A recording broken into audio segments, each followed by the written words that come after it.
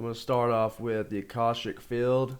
So you hear like in spiritual circles and whatnot, they talk about the Akashic field and all of that. And basically, what the Akashic field is from a psychological, like if you look at everything from a Jungian psychology point of view, and that all is mind, and you take that and extend that to the external world, because the external world's all just in your mind anyway, in a weird way.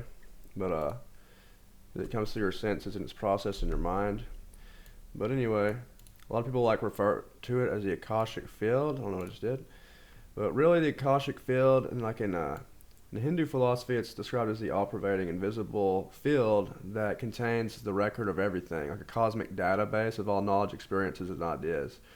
So what this would be in psychology is like your unconscious mind or subconscious mind, whichever, that stores memories and information. So the Akashic field, or some people refer to it as the Akashic records. What that is basically the collective unconscious. So it's almost like it's almost like the cloud, like on on our phone or whatever, or on a computer, how you have your cloud where everything's loaded and stored, and you can share it with other people and stuff. It's kind of like that, but um, it's not so much individualized. It's actually a collectively shared thing, and this is how, like, you'll have dreams.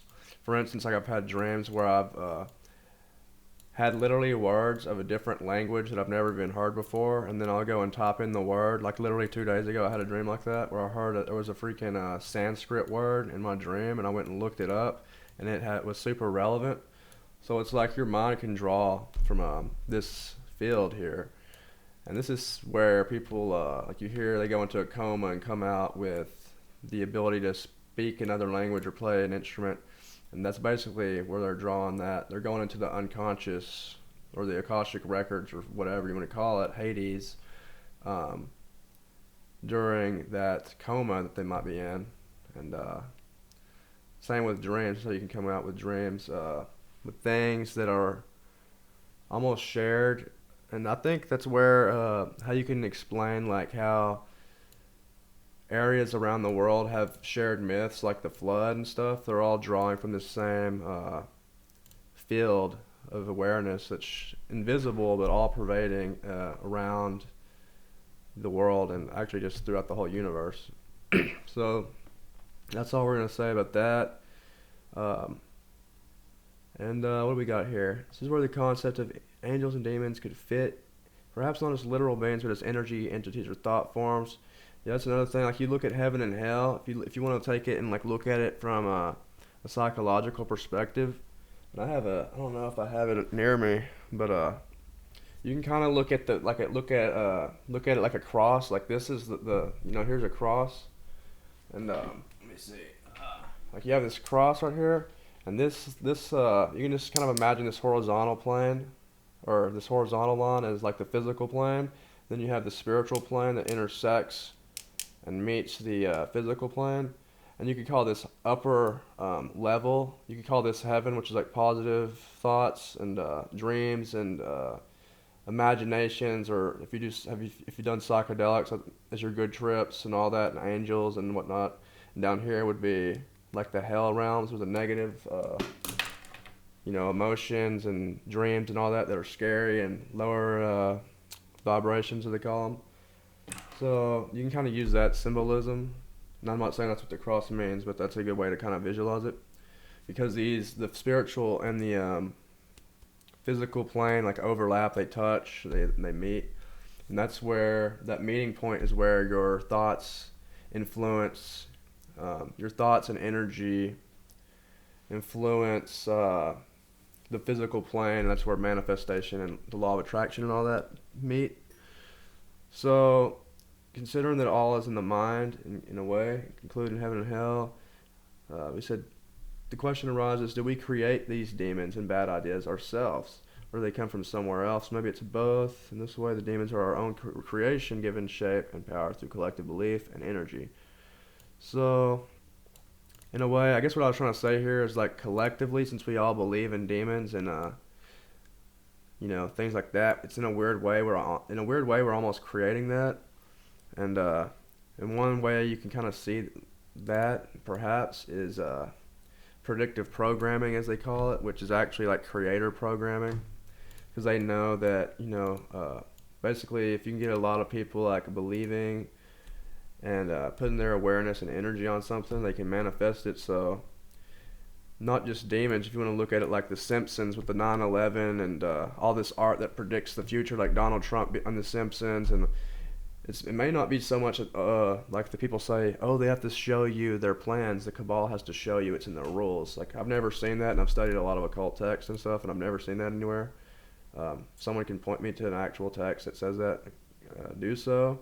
But I think what they're doing is actually planting seeds in the masses, because a lot of people watch The Simpsons, and it's been on for like, I don't know, 40 years or something. So it's very easy to use that to plant seeds in the masses' mind, like, the Matrix, using us as batteries to manifest the Matrix or reality, or the false reality. But so in the same way we could do that, if you want to look at demons as like thoughts in the mind of God or entities in the mind of God, then that is how that may be presented. But then we move on to the flower, the bees, and the harvest. So basically what I was saying here, to summarize this, is that we're all like flowers in this field or garden or whatever, and you have entities in this unseen, or you could say archetypes or thought energies, whatever you want to call them, unseen energetic beings or whatever, and some of them are like bees or angels that are buzzing around and helping you. They gather nectar without harming the flower, and even the Upanishads, Hinduism's Upanishads speak about how the gods, I believe, what is it, the nectar, they like draw the nectar, I forgot what it is, someone can put that in there, I have to look, but it's like, I don't know, I don't want to get into that too much, but it kind of like refers to them as like kind of like bees in a way, not really bees, but it talks about them getting the nectar of the gods or whatever, and that's kind of reminded me of that. But you can look at angels as like, or positive beings who are helping you to grow and be a positive influence and positive thoughts and all that. You can look at them like bees in the garden and you're the flower, and then demons are like parasites or insects that come to destroy the flower and eat it alive and harvest its very soul basically and kill it. So that's just one way to kind of look at it, and that's just to see it symbolically. But the dog on the leash, consciousness and subconscious mind. So you can use the dog on the leash imagery to imagine your primal brain, the unconscious mind. You can look at that as like a powerful dog on a leash. It's instinctual, energetic, and driven by habit, survival programming. And your true self is your awareness or consciousness, the one watching the dog, the observer, the one who chooses the direction where you go. And the thing is, if you don't want to control the dog by force or willpower alone. What you do is you train your subconscious mind. You want to train it through repetition, conditioning, and conscious programming. Just like you don't go out, if you have a dog, you don't say sit, like shove him down and try to make sit down and like try to shove. You have to teach it like through repetition and positive reinforcement and things like that. And the same way you do that to program your own subconscious mind by building new habits and pathways, and gradually, and you can use affirmations. It may say that down here. Training the dog is through consistent conscious attention, visualization, intentional action, and just you can use affirmations and basically just training the habits into your brain. So, and that's just a way to look at that. But anyway, light and shadow within the mini-verse of you. Okay. So because we are microcosms of the universe, which is infinite, we carry both light and shadow within us, which is the good and the dark, awareness and ignorance, creation and destruction, all aspects woven in the same. And the shadow is not something to fear or reject, but something to integrate and channel. And I don't know if I've already said this, but it's not that you want to destroy the shadow, like, and repress all that. That's what society does. It tries to make you hide parts of yourself, and that could be a number of things. Like if you're a kid who grows up and you say you like Yu-Gi-Oh or something, I don't know, or you're like a nerd or whatever, and then you try to fit in and change, and like you repress parts of yourself and basically wear a mask. You're pushing that into the shadow. So it doesn't have to necessarily even be evil. It can be, or it can be harmful or evil that you push in the shadows. So it's not saying necessarily integrate, everything in there, like, or use everything, but basically what you want to do is kind of like make peace with it, kind of like Goku did with the Uzaru, which I guess that's a little different because he lost his tail, but like more like Naruto with Kurama is a good like modern representation of that. Because he could have sat there and tried to fight with his inner tailed beast, which is like kind of like the same as our shadow. Just sat there and fought with it, and they could have kept going back and forth and just caused struggle. But he worked with it. Basically, like him talking to to Kurama is basically the equivalent of like journaling and doing shadow work and like just honestly sitting down and being honest with yourself and like trying to figure out how to make it work. And this is where art, music, and creative expression come vital, because you can transmute the shadow into something meaningful and freeing without causing harm or oppression. So for instance, like say society says don't be rowdy and fighting and all that. Fighting's bad and violence bad, right? And you may have that itch you just may have that itch in your shadow. So you go and express yourself in martial arts and or football or something like that. You find an outlet for that, or maybe it is that's just an example. It could be anything like that. That's just a good one that people can see.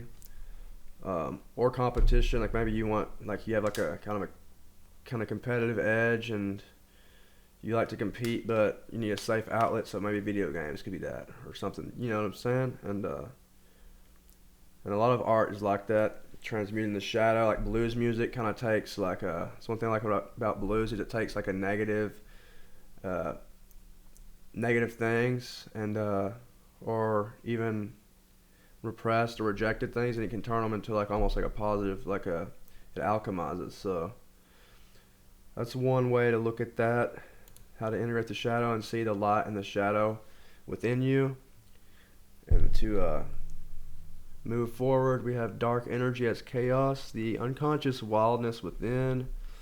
Okay, so dark energy or shadow energy is like raw chaos. This kind of reminds me of like if you've watched Seven Deadly Sins. I don't want to spoil it, but it's been out for years, so I mean honestly. Anyway, yeah, reminds me of chaos in that, like how King Arthur has to basically get it in check. And I don't know because they're still ongoing with that story, but in the new series. But it appears that if you want to like parallel that with reality, he probably tried to control his shadow by force. He didn't integrate it, and that's what it does actually in real life. When you push back, it's kind of like a rubber band. It snaps back, and that's where you get relapse, or you just break, you snap one day. So yeah, it's not like really an integrated shadow, and that's kind of what a lot of religion does. Is it kind of encourages you to just try to control that with force and like willpower, and eventually you're gonna crack, and then you're gonna get in a guilt cycle, and you're gonna be back and forth, and it's just a cycle. That's why that happens, and you're constantly going in circles. So yeah, it's kind of like raw chaos, untamed, volatile. And when someone becomes aware of this chaotic energy, they can gain the power to channel it consciously. It goes back to our art and everything as above up there. Now on morality and expression, morality isn't universally in every small detail. There's a collective baseline, but many rules are subjective or cultural. For example, like things like cussing, like some people may tell you not to cuss, or wear hats indoors, or wear certain clothes, or whatever, maybe seen rude or uncivil. So often morality is about intention and impact rather than the surface act itself. The takeaway here is chaos energy isn't evil by default. Creative outlets and humor are great ways to channel the energy constructively, okay? The symbolism of animal sacrifice and the microcosm of eating throughout human history, this lot's brought, okay. Throughout human history, animal sacrifice played a role in many religious and spiritual traditions. On the surface, these rituals act or appear as acts of offering to divine power. However, when viewed through a symbolic lens, metaphysical, they reveal a deeper connection to the rhythms of life, death, and consciousness. At its core, sacrifice represents a profound exchange, the giving of life to sustain life, a recognition of the sacred cycle that binds all beings. In this way, animal sacrifice in religion can be seen as an outward ritualization of an inner truth about the interdependence of existence.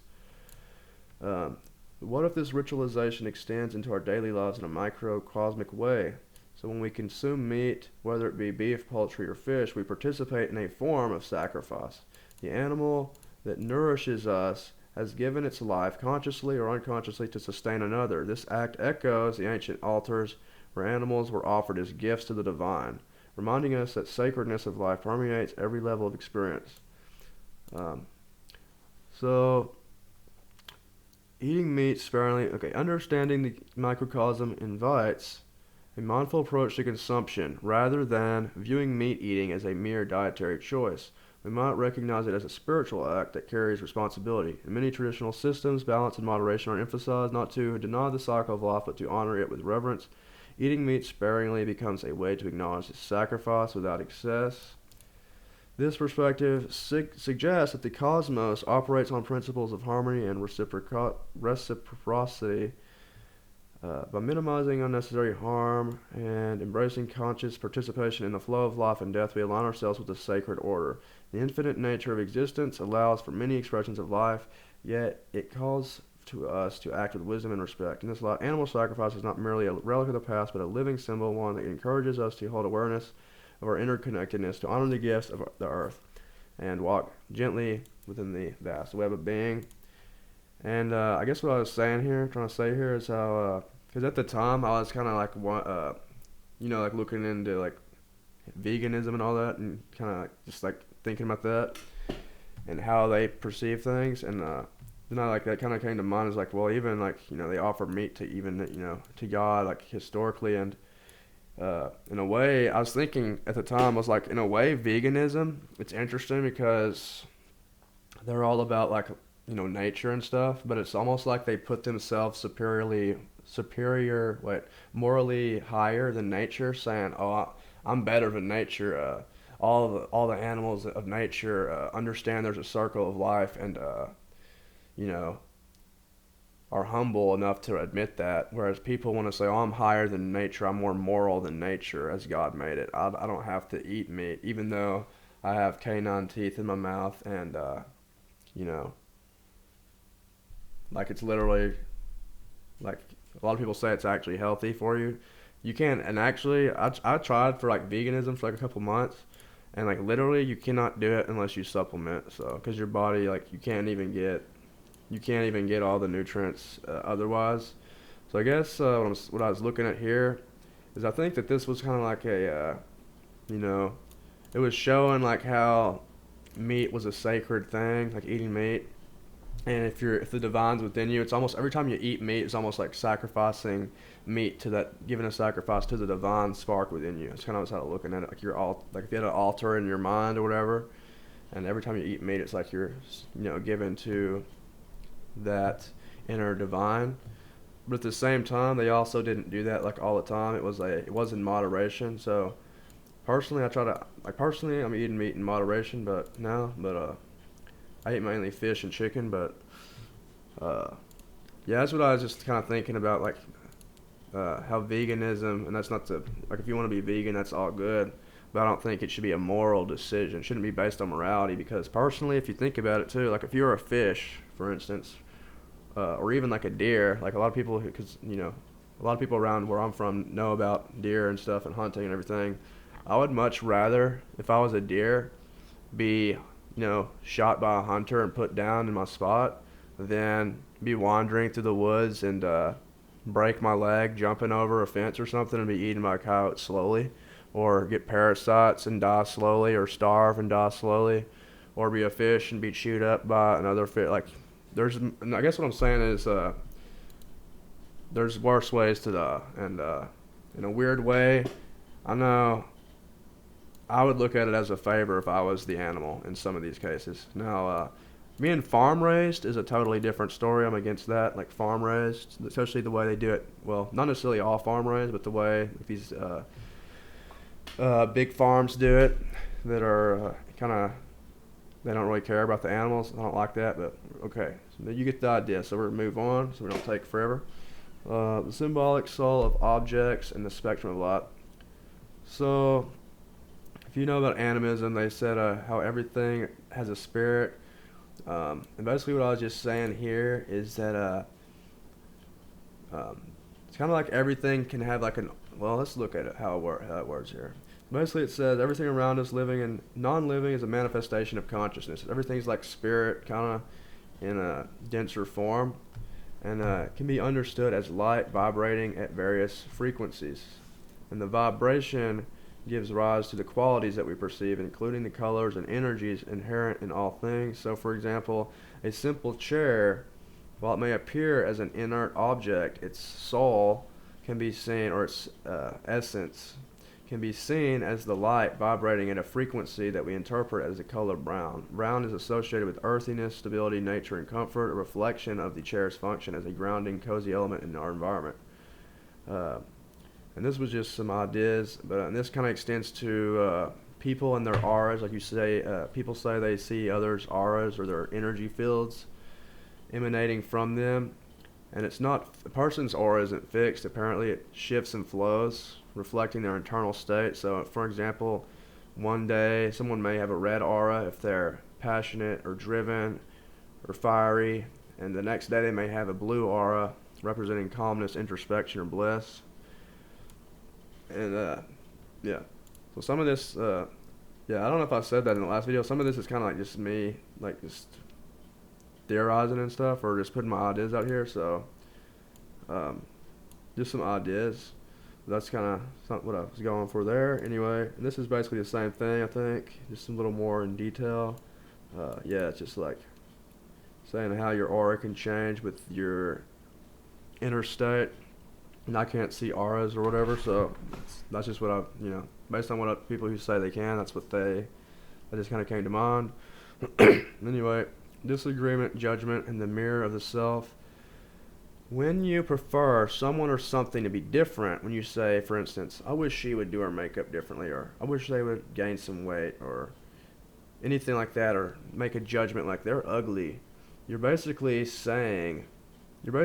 expressing a form of disagreement with the person's expression of the whole or the self. So in other words, if everything is God's will, you could say, if you want to say that, if everything is God expressing itself through multiple, an infinitude, or an infinity of expressions, you're basically saying, I disagree with God there. I disagree with God there. God should change that. I think that should be different than what, so everything is God's will, so, and the way God wants it to be, and is,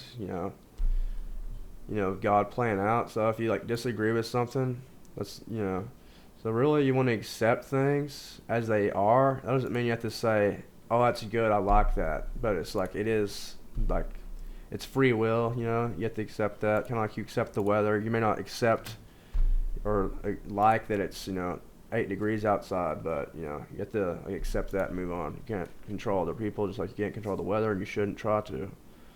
And that's why, and I think this comes from, because I kind of grew up with, and I know a lot of Christian people who do this, and I don't think they really know what they're doing. And actually, if you study magic, that's actually a form of black magic. That's literally black magic. You're basically, especially when you pray about it, I wish they would do it. So I've heard a lot of Christian people do that, where they pray, they wish you would do something that they want you to do. And black magic is literally casting spells like that, which prayers are basically spells. And basically black magic is when you cast a spell that manipulates someone else's free will. So when you say, I wish they would do this, you're basically saying, I wish they would do what I want them to do, what I will them to do. Screw their will and what God wants them to do. It's about me. So that's really being selfish, and it's really black magic. So you might as well, put a pentagram on your Bible at that point. But anyway, that is what that's about right here. Just don't judge. Remove the log from your own eye first, like the Bible says. Okay, so reigniting the divine flame within. On the next chapter, so there's a divine spark within each person that you're born with, and it's much like a light bulb with its filament. And this filament symbolizes, some people say, well, I don't think it starts in the third eye. That's just like the throne where you rise. It's really in the heart. It's where the divine spark starts at. And it's a seat of consciousness, the core of awareness. And I theorized here that, as a child, you have that spark for life and that enthusiasm. And I said, the divine spark resides in the heart at birth, but around puberty it descends or falls into the root chakra, the sexual like lust and worldly pleasures, your desire, sex, pleasure, wealth, and survival, and ego, and freaking ear. Anyway, that's what happens around there, and at least personally I can see that in my life. Like when things, it was about around puberty when things started, like when life started getting not as, I don't know, mystical, you could say, or like, as a kid, like life is like, I don't know, there's something about like that time, at least for me, that it changed, where you like lose your innocence and, all that. And to rise again, the spark must ascend back up through the chakra alignment, through repentance or shadow work, and that's where you open your heart chakra, as they say, in Hindu terminology, or, in Eastern terminology. And as it returns, the heart opens, and that's where you kind of get your like inner child back, joyful, forgiving, accepting, full of wonder, and this is where a lot of people have trouble today, with all the lust and porn and drugs and stuff like that. This was kind of this was for me a tough spot to get out of. I was deep into some vices, but once you get through that, like, you can definitely tell that it's a big difference. And and shadow work it's not fun, dude. Like, it's like literally like what it feels like is like Judgment Day. Like and I didn't even mean to do it when I did it. A lot of this was kind of by accident. I'm not gonna get into my personal experience too much because that'll take too long as well anyway, at least on this video. But the shadow work is basically like you're standing before God, and it's not just fun and rainbows. It's like you're gonna feel shame and guilt, and probably cry. That's what I did. I actually cried a lot at the time, but it's like trauma healing and stuff. But freaking so you do that, and like you feel, I don't know, it like clears you out in a weird way. It's like kind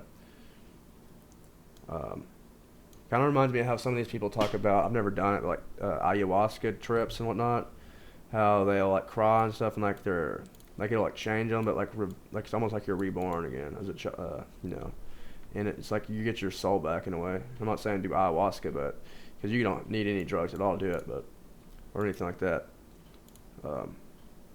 But that's kind of what psychedelics can do, is actually naturally push you into shadow work, as long as you're not using them like a lot of people do to party, kind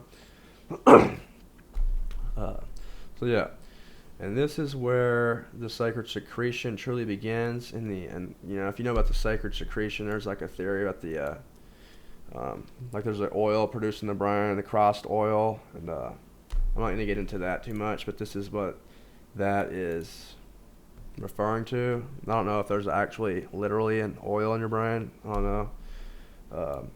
But it's interesting if you look in that, because the person who, George W. Carey, who came up with that symbolism or theory, whatever you want to call it, it was like from the 1920 or something, like early 1900s, and pretty advanced for the science they had back then available. But and I believe that this whole like journey kind of mirrors the journey of Christ, like descending into Hades or the root chakra to retrieve the keys of death, rise back up to earth, and then to the heart, which is actually an anagram for heart.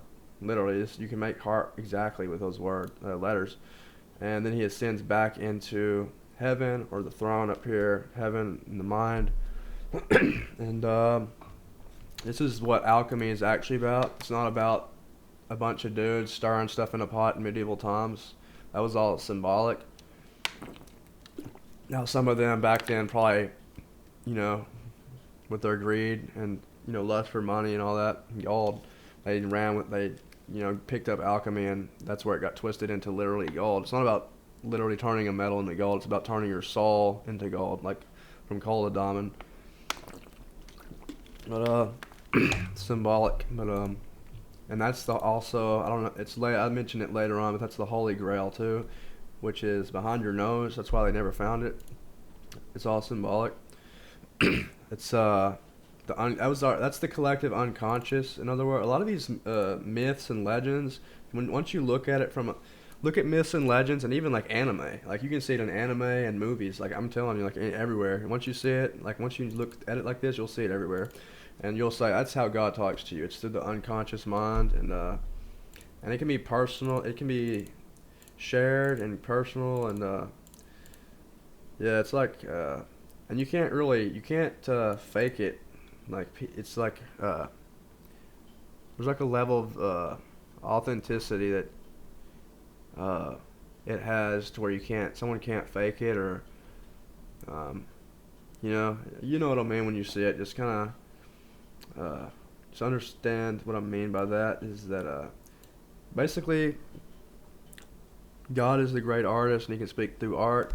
And it's kind of like if you're in your dream, at night, and your subconscious mind tells you things in symbolism, and if you're aware, like if you dream journal, you'll start seeing like this, the unconscious at the individual level, like in your dreams, speaking to you personally on your own, and giving you personalized messages in a way through a language before language, if that makes sense. That's the way you got to think about it too, like understanding how God talks. It's not an audible voice. It's like a language before language, like, if that makes sense. Like imagine how you'd communicate before language, like cave drawings and all that. It's like symbolism that you understand intuitively. Again, like a snake could represent danger, for instance, or a lion, strength, and or a wolf, which actually I don't know why they say wolves run in packs. I think so. I don't know why everybody does that lone wolf thing, but we look, modern days we look at the wolf as like the loner or whatever, or hermit kind of. So you can like look at symbols like that. But anyway, the dimming of the inner light through life. So basically. Yeah, we're talking about how puberty and all that, and lust, the role of the light bringers, who ignites the inner light, raising the cross within. Okay, now we're getting into some cooler stuff. All right, the sevenfold symphony, colors, archetypes, and universal patterns. So I was wondering, like, are archetypal energies, bodies, are colors like representative or synonymous with these? So colors may represent archetypal energy bodies, not merely symbolic signs. Different shades and hues combine to form the full essence of an archetypal being, suggesting a living presence.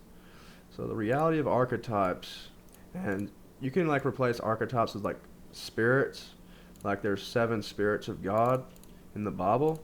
So the reality of archetype compared to humans are often viewed as real beings, while archetypes are seen as abstract. However, archetypes may be just as real and living in their own right, existing as energetic templates or conscious forms, or almost like unseen ghosts or entities, energetic beings, like patterns in a weird way. It's kind of weird, but if you just look at these patterns here, so the number 7 appears repeatedly across spiritual and metaphysical framework.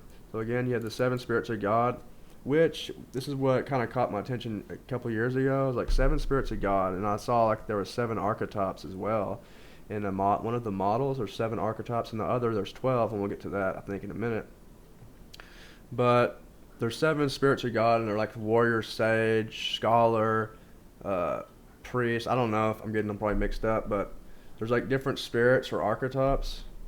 And they really match up with the spirits of God. Then you have 7 archangels. You have 7 colors of the visible spectrum of colors, and you have 7 musical notes, 7 Sephiroth in the Kabbalah, and so on. Uh, and even on the what do they call that? I forgot. The candle, like with 7 candles on it. I can't remember what it's called right now. I'm not remembering that. But this recurrence points to a fundamental archetypal structure that underlies reality and consciousness. So, are the 7 archetypes and 7 colors the same archetypal expression? It's possible that these 7 archetypes correspond directly to the 7 colors, musical notes, and Sephiroth and the archetypes. So this suggests a deep unity between color, sound, spirit, and archetype. And like each color, when you look at like I said, like red, maybe like fire, passion, something like that. Orange may be like energy. Yeah, that's kind of what I'm getting from that. Energy, vitality. Yellow could be, there's different like uh,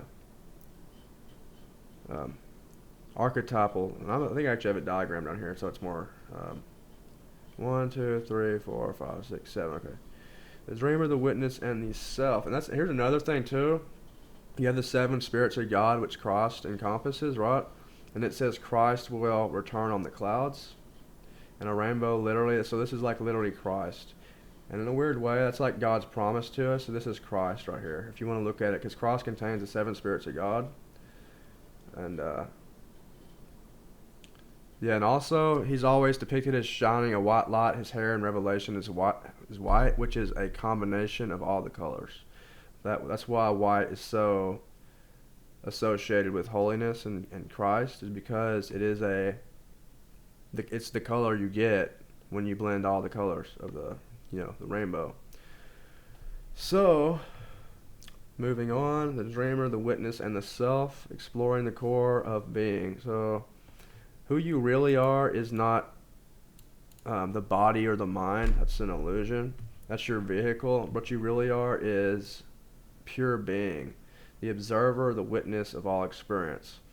Think back to when you're born, like, and you're just like, it's like dark, and then like your first memory is like you're just observing. You're not, what am I gonna have for lunch today? You're not like, oh, car. You're not like labeling things. Oh, play, dog, cat. Like you're just like observing. It's just like it's like you're completely immersed, and that's where, again, not to tell people to do psychedelics or whatever, but people who have done that, and they say, man, I felt like I was one with everything. That's what that is. It's kind of breaking down that wall again. It's slowing down your prefrontal cortex to where that part of your mind isn't as active, and that happens in dreams as well, because in dreams you kind of are in that same floaty, like not really just labeling everything, you're just like present.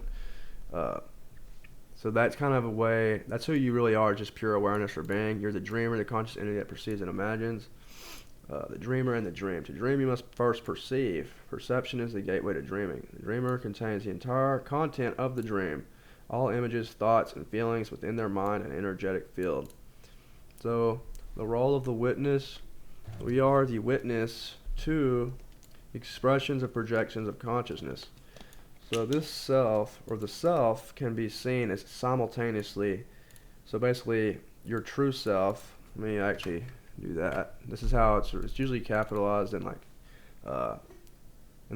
Hinduism and Jungian psychology. Now there is a difference. I don't know if Carl Jung was if he knew this and didn't want to sound like crazy among his peers, because at the time spirituality, especially like Eastern spirituality and all that, wasn't taken serious. So, but I think he was referring to this. But in Hinduism, the self is what they call Brahman, basically another word for God, which isn't to say you are God, like yourself is God. It's just like kind of like this. That's where the higher self and all that gets termed from. And it's basically saying the self is what contains everything in it. It's like almost like the body of Christ, the totality. That's usually what they're talking about. It's like your higher self. Like if your cell in your body, like if you had a cell on your finger that became conscious, and it was like, oh, the self. It's talking about your higher self, like the actual, your body. And your identity or whatever, or not your identity, but the higher consciousness that it's a part of. So with that in mind, it's basically yourself, your totality, in its fullness is basically you're the actor, the stage, and the audience. Just like in your dream, like when if you think about it, everything in your dream is contained within your mind. It's all within you. So while you're in your dream, which the world basically just is another dream inside of a dream, but while you're in your dream, all the characters you see and run into and say, "Hey, buddy," and you talk to them like they are you, a part of you, because they are literally in your mind and a part of your whatever makes dreams in your mind. And the environment's a part of your mind, and you in your dream as like an avatar or your own little character in your dream, that is also obviously a part of you. And in the same way, everything around you is literally just a part of you. So it's kind of weird, like if you've ever heard of solipsism, like and it sounds kind of nihilistic, where it's like the philosophy that only you exist and everything else around you is just your own imagination or whatever, and that is actually true, except what it is it's everybody's imagination. It's that, it's kind of like, it's weird. It's like, yeah, it is solipsism in a way. Of course, it's more like you have one mind that divided itself into like fragments in a way to where it can experience different perspectives. It'd be like almost like so basically it's almost like the characters in your dream. Like, yes, you can be in your own dream at night, and it's almost like the characters in your dream and outside of yourself are their own entities in a weird way. And personally, even when I've lucid dreamed, and you can, if anybody watches this and leave it in the comment, if you lucid dreamed and have been able to not only control the environment but control the other characters and make them do stuff in your dream. Because I've lucid dreamed, and I don't think I've ever tried to control anybody in my dream, but they're usually seemingly autonomous and can do what they want. Now, if I become lucid in a dream, I can fly and change the environment, teleport and whatnot, but I can't, or I've never tried to at least, or nor have I wanted to really, to control any of the characters. And in the same way, that's kind of how real life is. And it's not like everybody is, that's kind of what it would be like, is like once people wake up and to their self and know that they're not the body and mind and the ego, then it's almost like the character in your dream waking up and like being able to dream with you in your dream. And it's in this external dream though, and that's done through, they have to be ready to wake up. You can't go try to wake everybody up unless they're receptive. Like, don't cast your pearls among swine.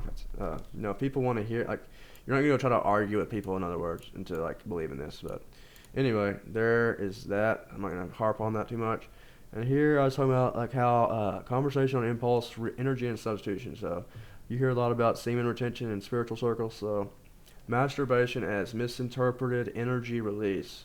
The urge to masturbate isn't always driven by lust. Oh yeah, this is what I forgot about this. It can also stem from a deeper need to expend physical energy, particularly through your hands or body. And this is why a lot of people like to exercise, will exercise if they get the urge to get that energy out. So it may explain why passive activities like watching TV feel unfulfilling in moments of high energy. And then the body's desire for active participation. Some cravings are not for pleasure but for motion. The body is seeking active engagement, not passive consumption. Activities like gaming, playing an instrument, or exercising can satisfy the same energetic craving. Using your hands and getting that energy out. And I think in a way you could word it too as your unconscious, which is basically, if you want to look at the unconscious mind, I like to look at it as also being connected to the body. Basically the body is your unconscious mind, or part of it. Because body and mind are connected. It's kind of like space-time, and the body is like the unconscious, and the conscious is more like your thinking mind that you're aware of, conscious of, and in that way, like your like your organs function unconsciously. In other words, like you're not consciously making your stomach digest food. That's why I like to look at that. as the unconscious, and that's basically what this is. Basically, just your unconscious or your body wanting to be expressed, and it's basically saying, "Hey, man, put me in, coach. I'm ready to play," like that song. And if you don't, it can use. If you don't want to do that healthily, it can like say, "Okay, well, I'll tempt you to do this," and it'll start poking your buttons and use like temptation and all this. So sometimes temptation isn't a bad thing. It can actually be showing you, like, "Hey, man, you need to balance out. You know, balance your sympathetic nervous, your parasympathetic and sympathetic nervous system, your conscious and conscious mind, your body and your, you know, mind and spirit or whatever, balance out." So hands as energy channels. Hands play a key role in expressing and releasing internal energy. When that energy builds up, it seeks an outlet, and masturbation, being a familiar path but not the only one, can be used. Um, and people have different things. Maybe you get pissed off and punch a hole in the wall. I don't know. But craving is misdirected creative energy. What is often labeled as a bad habit may actually be distorted or a distorted form of creative or kinetic energy. Redirecting that energy into something productive. Okay, transform the experience into indulgence, from indulgence to expression. Impulse is a messenger, not a mistake. This is what we were just talking about, I think. I need to move, I need to act, I need to engage. Basically, your unconscious mind saying, "Hey, we need to do something," and if you don't do it, like if you're like being lazy, like that's where those or not wanting to do it, it'll, you know, try to tempt you into do it maybe. So, yeah. The language of symbols, dreams, subconscious, and the sun's wisdom.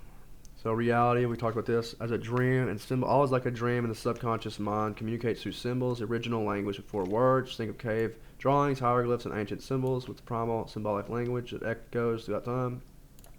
It's how your subconscious speaks. For example, dreaming of climbing a mountain in your dream may symbolize overcoming a great challenge or something like that.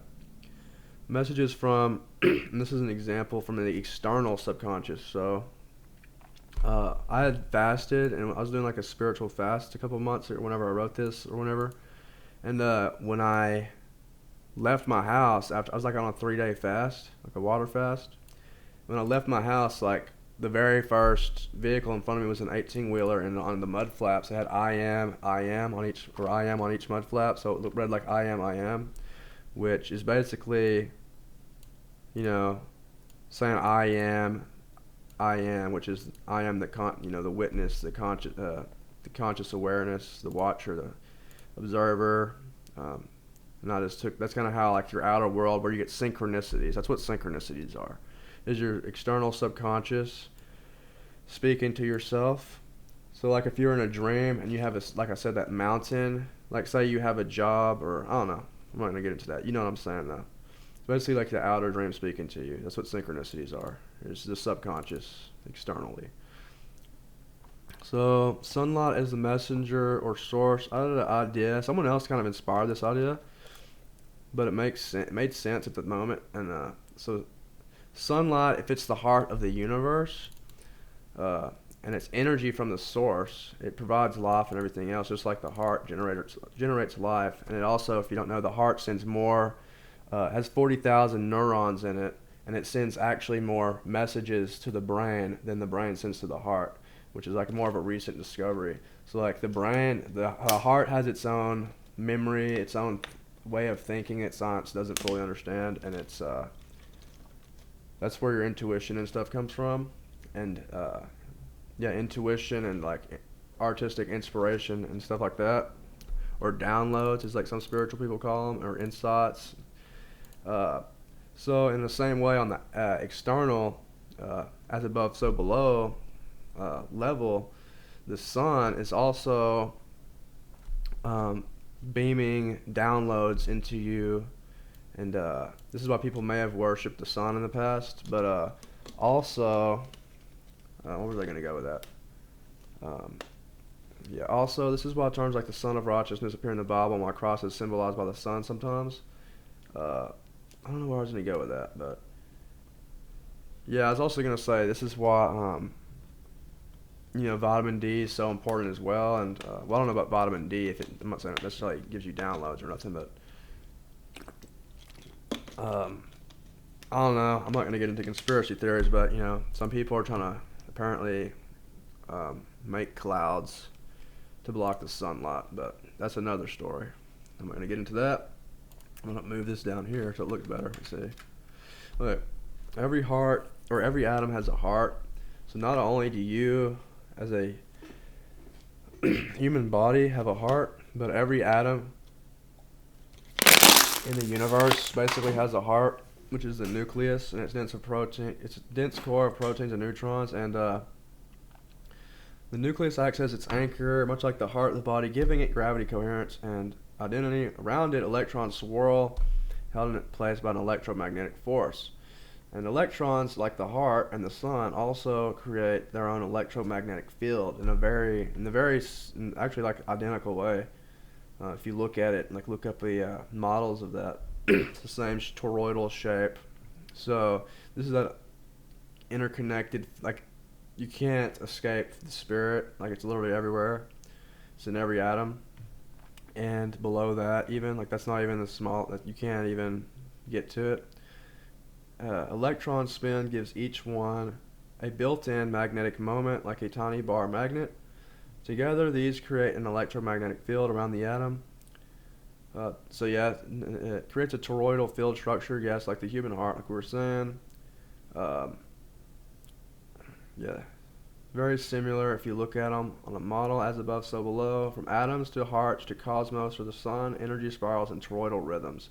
And it reminded me of a song by Rush, Closer to the Heart, when applying this to the idea of manifesting heaven on earth. So if you want to manifest heaven on earth, you basically align with your heart, and it's kind of like the Rush song, Closer to the Heart, if you've heard of that. Like they're kind of giving you instructions how to live to manifest heaven on earth and whatnot. But anyway, emergent forces of life. The electromagnetic fields of atoms are foundational to chemical bonds, electricity and magnetism, light interaction, biological signaling. Alright, and if you want to get down to it, this electromagnetic field, this is how people can, this is how telepathy works. And I've actually experienced telepathy, and I thought it was just in my imagination. And maybe it's, I don't know, like I don't even know what is, it's like entities, you could say, or angels. That's how they speak to you, like they say they speak without even talking. It's like telepathy. But the way telepathy works, again, it's not an audible voice, which is what I always thought, and is the way it's depicted on TV. But really, it is the same way God talks. Telepathy is always in like imagery, symbols. It's like just a knowing. It doesn't have to even be image. It's just like a knowing. It is like a download. It's like all of a sudden you just know something. Like it's like kind of weird. But most people like have had that happen, but have just not. They just brush it off, like, or they don't brush it off and they're saying, "Well, I knew that was gonna happen." And that's another thing science has shown, is that the heart actually somehow seems. You can go look this up. Somehow the heart can predict external activities like milliseconds or seconds before it happens in a weird freaking way. I don't know how that works, but you can go look that up. But where was I going with that? But yeah, it's pretty interesting stuff about that. Anyway, so the human body, this is just like an analogy that popped in my head. The human body itself is kind of like a guitar, if you want to look at it like that. The mind is like the tuning knobs, like on a guitar, that you tune the strings, which the strings could be like the chakras, channels. Interesting enough, well, no, okay, never mind. I'm going to say there's 7 strings. There's not 7 strings. 6 strings on a guitar. Interesting enough, though. I don't know. I was thinking maybe if you play the open chord, but anyway, yeah. Anyway, you can still look at that as like strings on a guitar, and you tune that. They carry emotional, mental, and spiritual notes to the system. Vibration, energy. That's another thing. The strings vibrate, just kind of to make the noise sound, and the heart would be the sound chamber or the hole in the guitar that amplifies and radiates the energy, you could say. That's just a way to kind of look at it. Nothing like crazy there, but just a way to kind of visualize things. Entities in the imagination. Yeah. let's see what this is about. I may have been talking about this a while. I once had an experience with strange entities. This happened during a period when my life was moving in a positive direction, yeah. I was sober, clear-minded, and genuinely turning things around. Suddenly I began noticing unusual things, synchronicities, strange coincidences, what felt like telepathic communication. It was like they were trying to deter me from achieving my goal of self-redemption. Some people who try to change may experience some similar things. An almost invisible force, tempting and discouraging, making you think you go crazy in thought. I personally was at a point where I was reduced to tears and cried out to the source of all, the creator of my soul, and then revelation came in the years following, and only when I was in periods of clarity, sobriety, and serious conviction to change my ways. There were many times of relapsing and having to fight back out of the pit I was in, mentally and spiritually, and I couldn't have done anything without God or Source's grace and guidance. And that was a crazy time. Maybe I'll get into that in another story, but basically, at the time, I don't even think I knew about, this was like right after COVID. I had come back to my parents' house, and cause I was away, I wasn't living there, and I came back for a little bit, and when I was there, they went on vacation, and I ended up doing mushrooms, this is like 5 years ago, 2020. I did mushrooms while they were gone, like a little 2 grams of mushrooms, and it was all normal. And then it was kind of weird because the next day when I was sober and I was back in my room, and at the time I was doing I was on the self-improvement stuff on YouTube everywhere, self-improvement and exercising. And I remember I was studying at the time. I was getting into philosophy. I wasn't even I was just kind of getting into it, and I was studying Aristotle's. I remember I had his Vices and Virtues on my screen, and I don't know if I printed it out, but I remember I had that on my screen, and I was like really buckling in, I was trying to live like in virtue, trying to clear up my actions and get off of the weed and the alcohol, and just trying to clean up and work out and get back into being productive and stuff. And then it seemed like literally, what was weird. I'd been not sober for years, and then as soon as I get sober, basically, yeah, sure, I did mushrooms the day before, but I had been doing other psychedelics the whole year before that during COVID, and nothing ever like this happened. And then it's only when I get sober and try to change that some weird stuff happened. And what I know now is that was, you could say, Satan or the shadow self. And it's kind of like Vecna in Stranger Things, seeing through your eyes through trauma. He latches onto you through trauma. Because at this point, I hadn't done any shadow work. I was just trying to, I hadn't really cleansed my psyche of. I was just kind of trying to cover it up with virtue, kind of like sprinkles, on shit. I needed to clean out the crap first. But so the shadow, that's kind of what it does. It will fight back and try to reinforce old patterns. The Satan will be no, the beast will say, this is my throne. So, and then I fell back into I relapsed. I broke and eventually, and was back in hell again for a couple of years here. And let's see, it was a back and forth because I wasn't really. I don't think I was really giving myself fully to God. I'd always believed in God and stuff, but I was relying too much on my own power, you could say, as a human and ego. I was relying on my ego with self-help and trying to, force my way through it, willpower my way through it, which is a lot of self-improvement does, or it preaches, which ain't. It's just not going to work. You're going to relapse every time. But anyway, so the so-called entities, whether positive or negative, because I did have some positive experiences on psychedelics and stuff. The day before when I did the mushrooms, I actually had. Yeah, it's kind of weird because I don't remember the conversation. I remember some quotes, but I was literally I just remember I had it was angels told me things, angels. I remember one of the quotes they told me was that's where I got I'm the actor in the stage. That's where I got that thing up there. And they also told me eternity lies on the edge of focus. That was the 2 things that stuck with me. And the rest, it was they made me forget because I wasn't supposed to remember. But, Basically, what I'm saying is they exist. All this stuff exists in the mind of God, which we're all a part of, and that part of it, the unconscious part, would be like the astral plane they call it, or whatever, spiritual plane. Because humans are made in the image of God, we reflect the same structure within ourselves. In other words, there is no real separation between our inner and outer experiences. And I know a lot of like elite or people who want to use stuff like this to have power and stuff. It's not going to work because you think your ego is going to say, "Oh, well, we can program society." This is how some people think, our leaders. They'd probably get this and say, "Oh, we can program society," like they've already been doing. We could literally create the gods ourselves, and it's like, or create reality, but it's like the heart's gonna override your ego every time. So if you want to try that, you can. You'll get checked, and you'll be cast down into hell. So if you want to try that, you can. That's on you.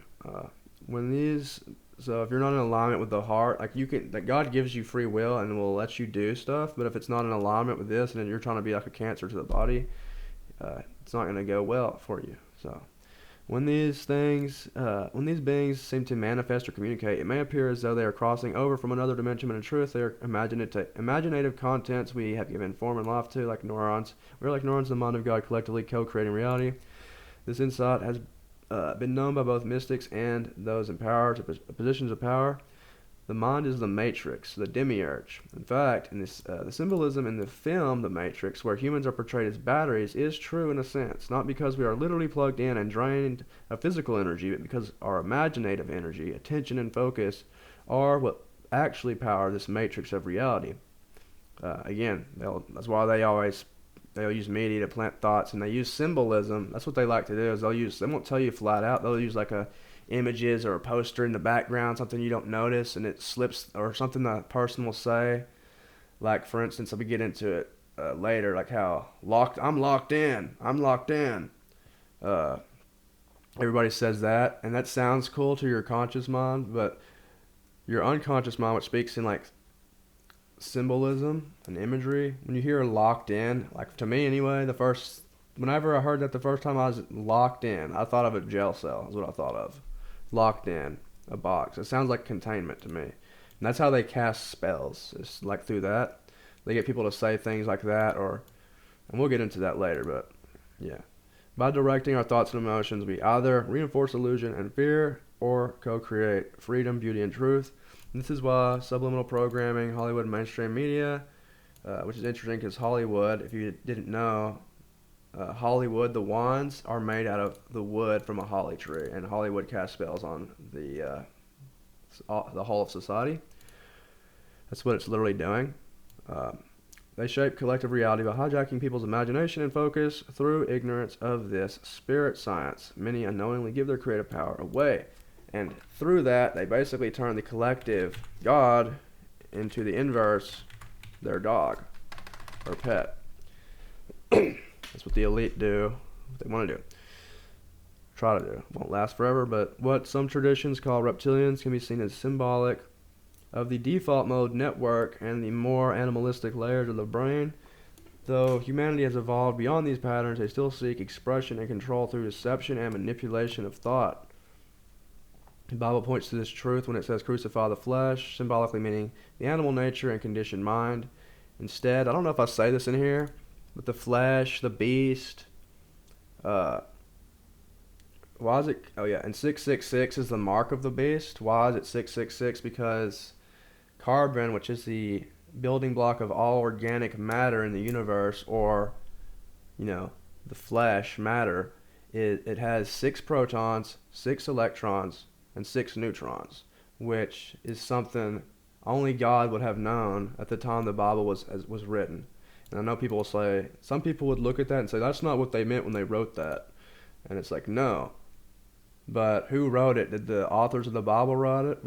Did the pen write it? Or did the author holding the pen? Like, this is just, like, you can look at the pen as like a prophet or whatever. Or the people who wrote the Bible, they're just a tool in God's hand. They don't know. Even the Son doesn't know the hour or the time that, the kingdom of heaven's coming or whatever, end of time. So how are you going to expect that the prophets know everything they're doing for what reason? Or the writers of the Bible. So 666, that's what that represents in reality. The mark of the beast is the flesh. And when it takes the throne, the Antichrist takes the throne and says he is God, that's your ego, your beastly nature. Basically, that's when you're possessed by your beastly nature, like a lot of people are today. A lot of people already have the mark of the beast. The whole microchip implant sounds good on paper, but it's a misdirection. It's a, it's a freaking misdirection. It's a false flag, if you want to call it, or whatever. It's just getting your attention over here when it's really like the Holy Grail back here, you know. That's the unholy grail at that point. The tree of knowledge of good and evil represents duality, the domain of the mind, the moon, and separation. And I said the moon because I like to symbolize the mind as the moon and the heart as the sun. Okay. For reasons I don't know if we've already covered in the last video, but we'll get to it if not. So by contrast, the tree of life represents non-duality, the heart, the sun, and unity with God. Or it could be the fruit of life. I don't know. Maybe I should change that. But you get the idea. Okay, so choosing which tree to live from is the essence of spiritual evolution. This is why mindfulness is so crucial. Not all thoughts that appear in your mind originate from your highest self. To live heart-centered is to align with truth, clarity, and freedom. Entities from demons to angels, from Bigfoot to dragons, are all real, but not in a physical sense. They are spiritual, energetic, and imaginal. And even, like, it's kind of funny, even, like, yeah, everything's real, like, everything's real in a way. And the way I say this is, they're as imaginary as you are, what do I say? Basically what I was saying is if they're imaginary, well, how do I word this? They're as imaginary as you are imaginary to God, because it's all imaginary to God. You're God's imagination. They're God's imagination. It's just an extension of his imagination through you. So if you're going to say, like, even like anime characters or whatever, if you're going to say they're imaginary, it's kind of like the same could be said about you from a higher perspective. And the same could be said, like, you can even, like, look at it, you know, it's kind of weird. It's weird, hard to understand, but it's like those that, we're not going to get wrapped into that too much, but it's like, I don't know, it's kind of cool, but it's hard to understand. So, and it's not practical, you don't need to know that and how that works, but the word imaginary is often dismissed in modern culture, but in truth, imagination is a creative field of reality itself. If you think about it, we are all imaginary to God, figments of the divine imagination. The danger lies in forgetting this. Negative entities thrive on fear, deception, and our identification with them. As Jung described, they are the collective shadow, or like, and again, the shadow is in itself bad, but I want to say that it's more like the shadow to me kind of reminds me of the upside down. It's like not everything, the upside down isn't inherently evil, like in Stranger Things, but there is a evil being in the shadow, and that's what's annoying to me about some of this mainstream spirituality. They act like the shadow and the darkness is to be fully accepted. It's like, not all of it, but there is some evil in there that just wants to cause harm and destroy people for its pleasure. And that's like, you know, Vecna in the Stranger Things, in the shadow. I just wanted to clarify that. It's not like the whole shadow is evil. Yeah, you want to integrate what you can, but you cannot save some people or some things. You have to bind them and lock them up. That's what, you know, like Frieza and Dragon Ball Z. You can't. You know, everybody else, like basically Goku fought, became a good guy, was integrated. Their shadow was integrated. Like Vegeta is like a shadow archetype. Piccolo, like they all were integrated into the light. And Frieza is kind of like this. The dude, it seems like, will not ever change, because he's a tyrant. That's in his being, is just being a tyrant and kill people and stuff. So that's his pleasure, you know, his fun, like Caligula or something in history or whatever. So yeah, but anyway, the Bible, it hints at the idea of the shadow being the collective, or Satan being the shadow, because it says, Satan, get behind me. Jesus tells him that, Satan, get behind me. And that's symbolic. It hints at for when one faces the light of God or source, the shadow can only follow behind. So when you're following God's path and aligning with God's will and facing God and not fixating on evil and stuff, And that's kind of like the whole, when you face the abyss, you become it, or when you face evil, you become it, whatever it says, like you're consumed by it. And I have to remember that myself a lot, because you get on the news every day. The news is a great psyop for that.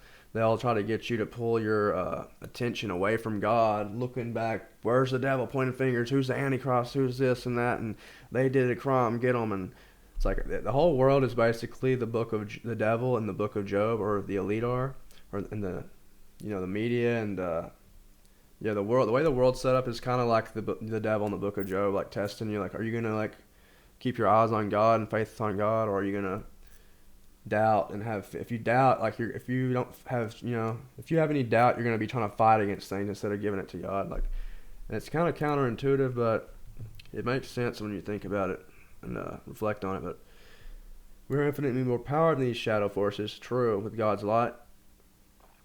Fear is their greatest tool, but love and awareness dissolve their influence. They can't touch you if you have faith, and they need you to have fear.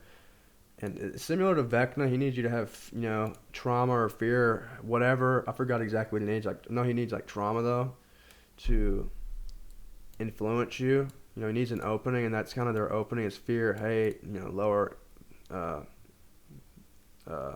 states of being. The dreamer, the avatar, and the prodigal ego. In the vast landscape of consciousness, we can reconcile the teachings of Advaita Vedanta, Bhakti Vedanta, and mystical interpretations of Western traditions by exploring the interplay between Brahman, Ishvara, avatars, and the so-called fallen aspects of the ego. Brahman is the undreaming source, and it's the origin in Hinduism, the ultimate undifferentiated reality, the cosmic spirit. It is formless, infinite, beyond all attributes, and the substratum of all existence. In our dream analogy, Brahman is the field of consciousness itself, the undreaming reality from which all phenomena emerge. It is the ground of being, the silent source, and the infinite presence behind every manifestation. And if you've watched the anime or read the manga To Your Eternity, it's been a long time since I read that, and I didn't get all the way. I think I only got to like the prison island thing, ironically, like our planet, which isn't really a prison. It just kind of, it depends on how you, like what perspective you're coming from. But yeah, I forgot the main character's name, Ippo. At the very beginning of the show, where he's just like a pure, like little white ball of consciousness, and he floats down to Earth and lands on a rock and becomes a rock. When he's in that like pure form, where he's just like pure awareness or whatever, that's kind of like, that's not Brahman, but that's kind of like the Atman, which they call it, or the soul, or the individual consciousness, the divine spark, whatever you want to call it. It's kind of like that. In its essence, it's just pure stillness, observing. And Ishvara, this is kind of like, let's read it. This is Brahman with attributes, so kind of like when God takes form. This could be like, you could say like Christ is an Ishvara, or Ishvara. That's how I think that's how they say it, Ishvara. I think, but the cosmic mind, or the higher self with attributes, guiding the avatar through the dream of creation. This is like the avatar of God, It provides intuitive nudges, synchronicities, and guidance to the dreamer as it navigates the world. Each one is a Brahman with attributes, the cosmic mind, or higher self, guiding the avatar. Brahman.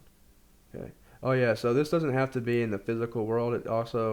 It can be, like, it doesn't have to manifest in the physical, obviously, like, but it's like, it would be like Jesus, basically, whereas God the Father would be more like this. That's why you don't have, like, this is why I believe, this is kind of in line with, like, this is where, what do you call it? I don't know why I'm brain farting. Islam, like, they won't, like, show God as an image. There's no image for God, and that's for a reason. It's because there is no image. He's just like, you can't really contain it. It's like, you can't describe it. It's just formless, infinite.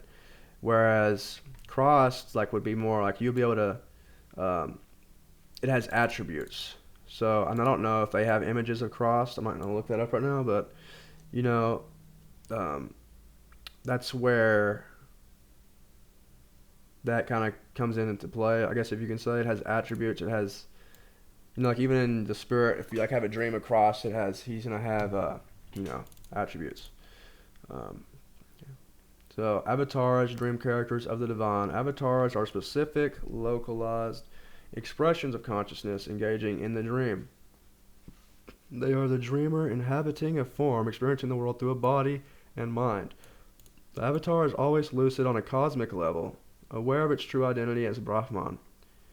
On a human experiential level, the avatar might seem to pass through veils of forgetfulness. I'm not so sure about this. It's like a dreamer who doesn't enter a dream fully lucid, but triggers lucidity while within it. Yeah. So it's kind of like, um, in a way, everybody has the potential, I think, basically to become like an avatar. It's kind of like when you wake up, when you like wake up in the dream. It's like when you unplug from the Matrix, like Neo. They're basically like all avatars. They have the spirit of God, like the awareness. Like they know that they're not the body and mind. They're identifying with the person holding the controller rather than the character in the video game. That's kind of what it's like, you know. Like if you're in a dream and you realize, oh, this isn't me. I'm actually out here and my body's in bed. That's really me. Like it's kind of like that. Yeah, it's like a dreamer who becomes lucid. This could be seen as an avatar illustrating the process of awakening or enlightenment in action. Some believe Jesus and Krishna may have gradually awakened as well. It's another thing. Like some people think Jesus didn't necessarily he wasn't just born saying, "Oh, I know I'm, you know, the Son of God." It's like he gradually like awakened to that because he like if you like look, he's like first of all he works as a carpenter. No one even like they all say, "Isn't that the carpenter's son?" So no one seems to know that he is that. But he also goes to the temple and is like studying, and he like goes and studies and learns and stuff, and like uh, what do you call it? I guess debates and councils with with priests and or whatever. So it seems to me like he has like a little period of like kind of like almost like remembering and learning who he is, but we don't know for sure about that anyway. So that's kind of how we are, though. We awaken to that, and you know, the inner cross or whatever, the spirit of cross, mark of the Lamb. The avatar can be thought of as the sun, a radiant presence, and that's where they say cross resides in the heart. And you always see that imagery with cross. He always has like that heart imagery with like light coming out of it and stuff, and like Catholic artwork. And also, he's called the morning star, which is Venus, which is associated with the heart chakra, which is Anahata, which is also the morning star Venus, which is associated with love. So, man, it's all connected, like to the same archetypal imagery. Um, and awaken like the stars. Yeah, okay. We're kind of like stars in a way. Anyway, Lucifer, the prodigal ego. The prodigal ego, or Lucifer, or the demiurge aspect, represents the soul's misidentification with ego, temporarily lost in separation and duality.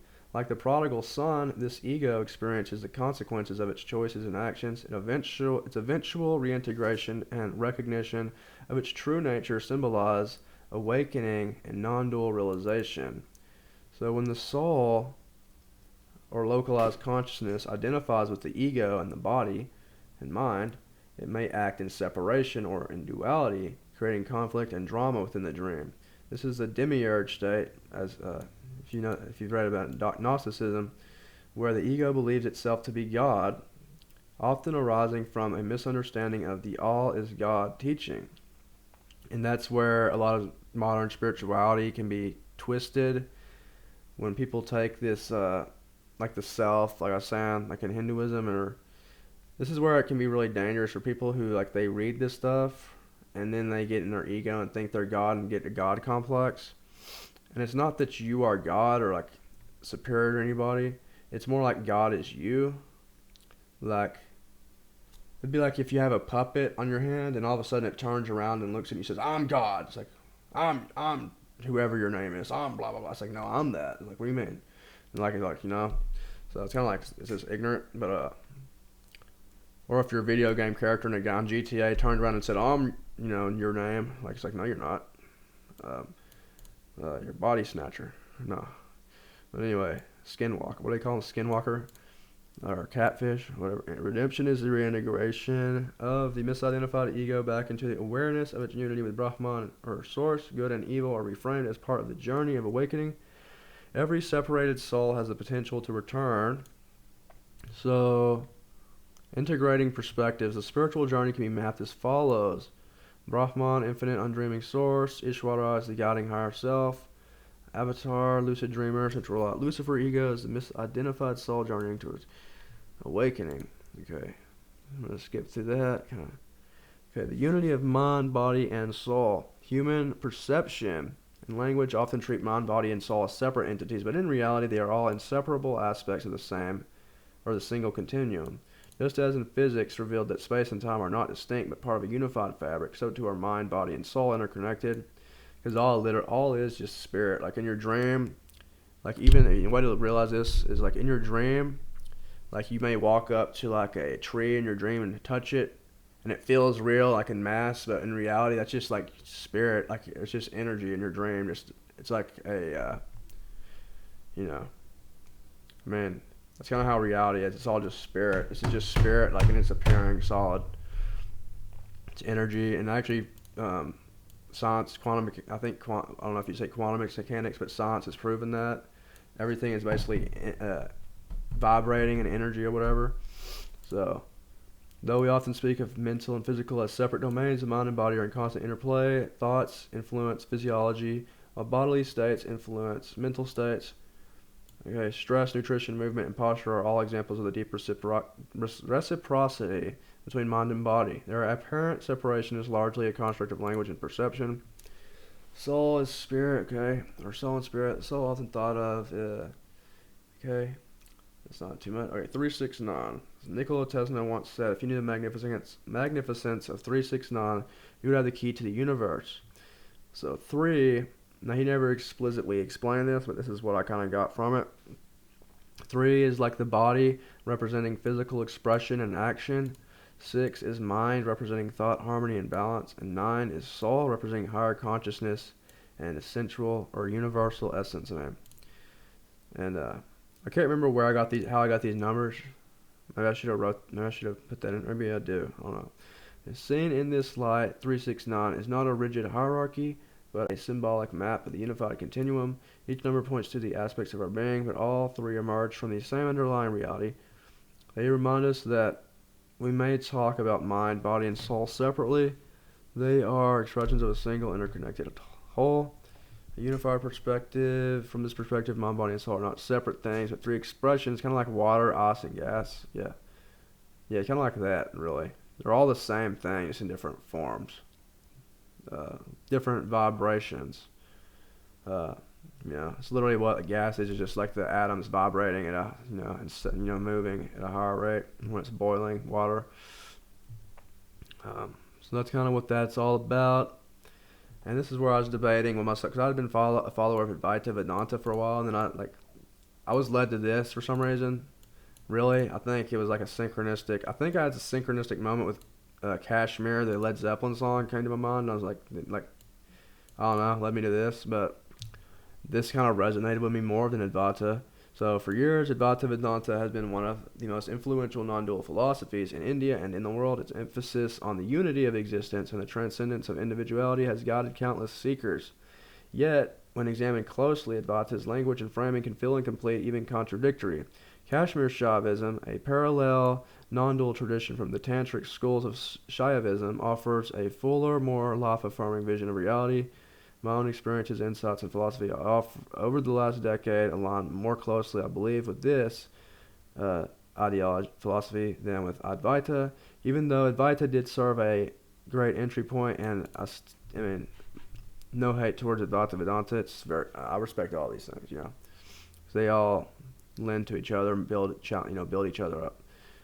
Anyway, the core of Advaita Vedanta, so that Brahman is the ultimate reality, like we talked about, pure, unchanging, without attributes, or they call it nirguna, means without attributes.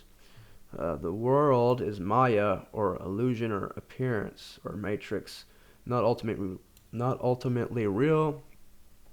Liberation, or moksha, comes from realizing that the individual self, or the Atman, that's kind of like the soul, individualized, localized consciousness, is not separate from Brahman.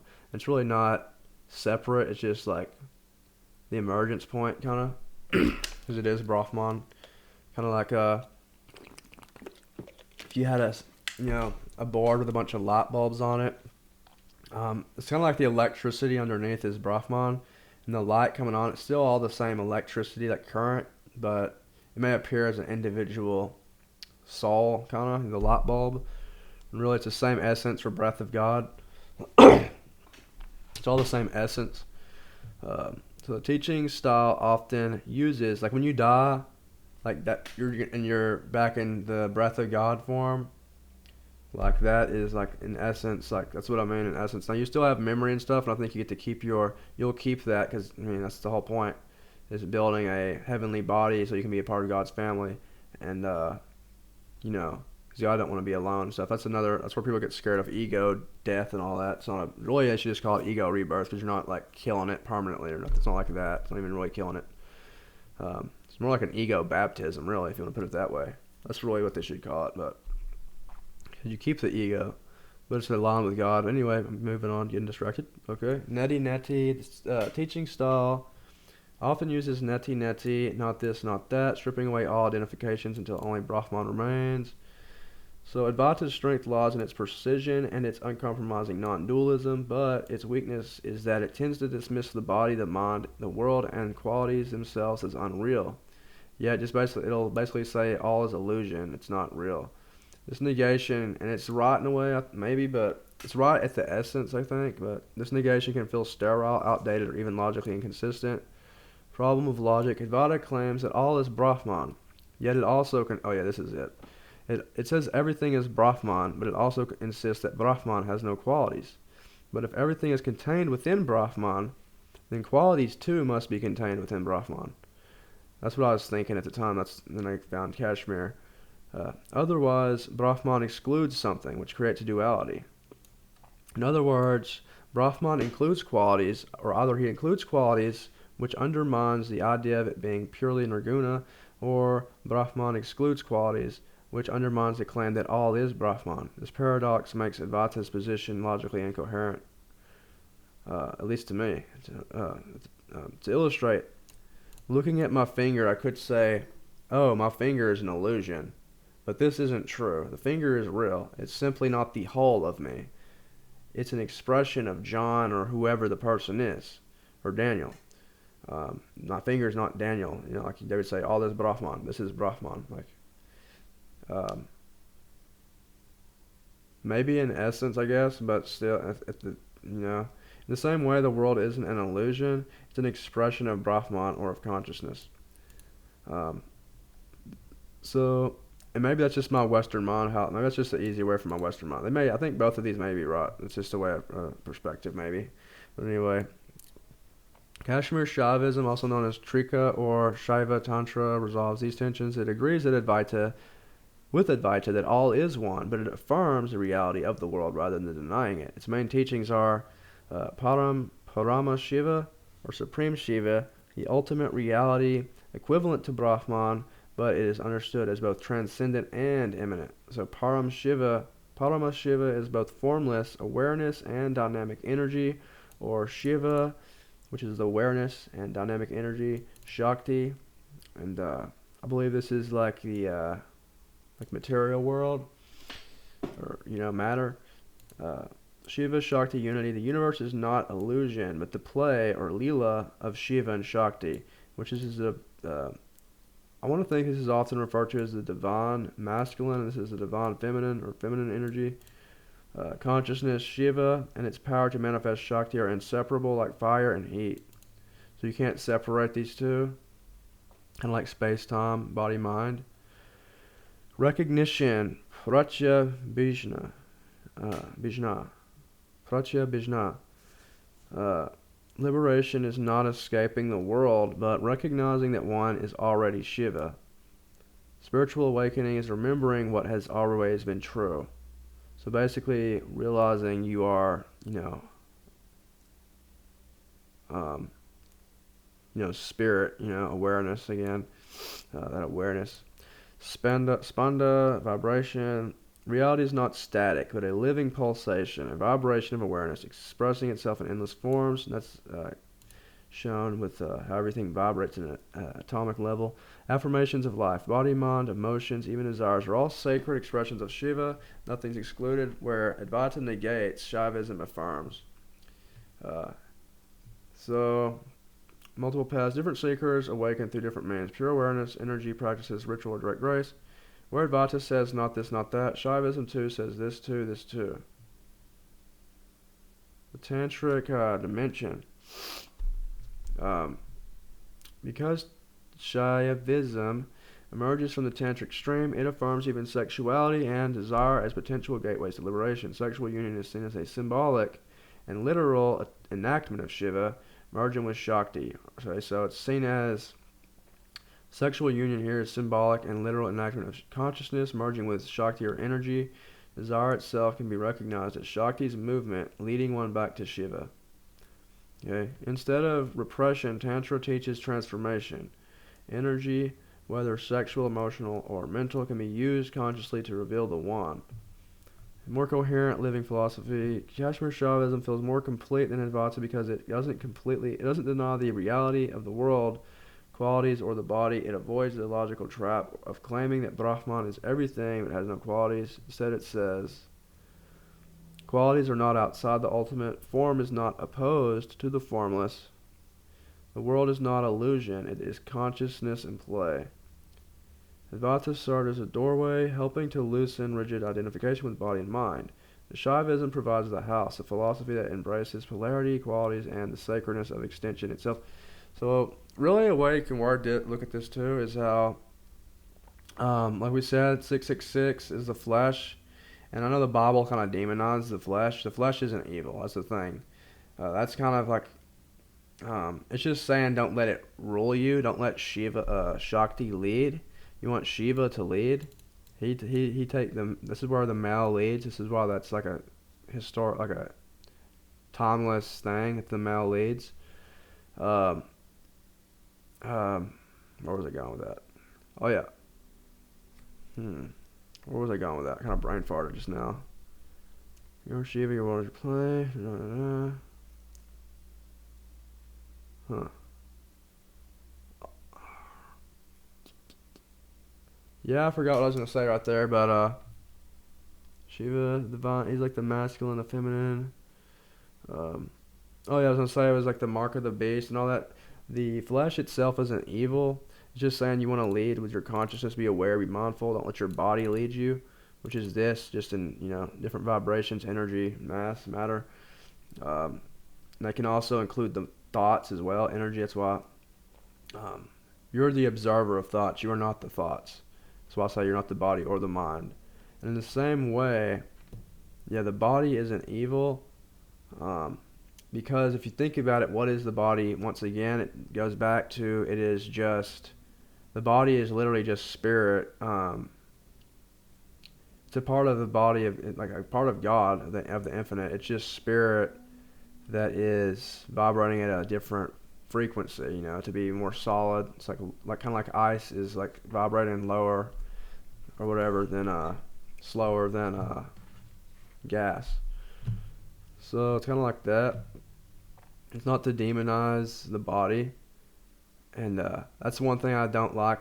I think Advaita, I kind of like felt like it kind of does. It's kind of like, I don't know if they mean to, but I think it kind of demonizes the body, like in a way, maybe not as much as Christianity like that. It doesn't say it's evil, but it kind of like says, oh, you're not that. It's an illusion. It kind of makes it seem like it's, and Gnosticism, I think, does the same thing. I think that's a trap. I think I get into that later. It's not about rejecting the body. That's actually how you become whole, is accepting, integrating that's where they say integrating the divine feminine and all that, like in spiritual stuff, integrating the divine feminine and or Christ coming down and saving Sophie. That's the divine feminine. It's not rejecting it and pushing it into the shadows. That's what society has kind of done. It's kind of like demonized this aspect of the infinite, the self, the higher self, or God. So, because God isn't male or female, it contains both. It's like everything, masculine and feminine. And you can kind of look at the parasympathetic nervous system and sympathetic nervous system as, feminine and masculine. I don't know if I said that in the right order, but we'll get to that too. But actually, I'm going to go ahead and wrap it up because this has been going for a minute. So I'll start here at chapter 55 next time. The sun and moon, the dragon, and the false prophet. Still have a lot to go. Okay, I'll try to be faster next time. But so that's gonna do it for this video. And I'll see y'all on the next one. So thanks for watching.